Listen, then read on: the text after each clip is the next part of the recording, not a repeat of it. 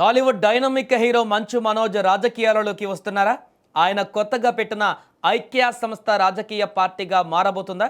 గత కొద్ది రోజులుగా తెలుగు రాష్ట్రాలలో ముఖ్యంగా సోషల్ మీడియాలో తీవ్రంగా వినిపిస్తున్న ప్రశ్నలు ఇవి.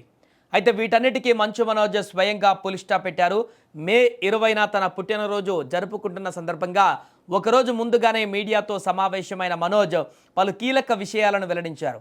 ముఖ్యంగా తన భార్య భూమా మౌనికారెడ్డి రాజకీయ ప్రవేశంపై ఆయన చేసిన సంచలన ప్రకటన ఇప్పుడు హాట్ టాపిక్గా మారింది. అసలు మౌనికారెడ్డి ఎక్కడి నుంచి పోటీ చేయబోతున్నారు అనేది ఆసక్తికరంగా మారింది. ఆంధ్రప్రదేశ్ రాజకీయాలలో భూమా కుటుంబానికి ఉన్న హిస్టరీ గురించి ప్రత్యేకంగా చెప్పాల్సిన పని లేదు.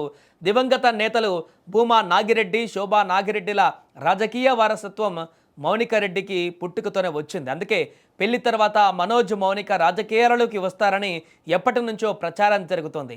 దాన్ని నిజం చేస్తూ మేము ఇప్పటికే రాజకీయాలలో భాగమయ్యాం అని మనోజ్ క్లారిటీ ఇచ్చేశారు. వచ్చే ఎన్నికలలో తన భార్య భూమా మౌనికారెడ్డి ఖచ్చితంగా బరిలో ఉంటుందని ఆయన తేల్చి చెప్పారు. ఆమె పోటీ చేసే స్థానం పైన ఇంకా స్పష్టత ఇవ్వకపోయినా రాయలసీమ రాజకీయాలలో ముఖ్యంగా ఆళ్లగడ్డ లేదా నంద్యాల నియోజకవర్గాల చుట్టూ ఈ పొలిటికల్ ఎంట్రీ ఉండవచ్చని రాజకీయ విశ్లేషకులు భావిస్తున్నారు. భార్యకు అండగా మనోజ్ కూడా ప్రత్యక్ష రాజకీయాలలో చురుకుగా పాల్గొనే అవకాశాలు స్పష్టంగా కనిపిస్తున్నాయి.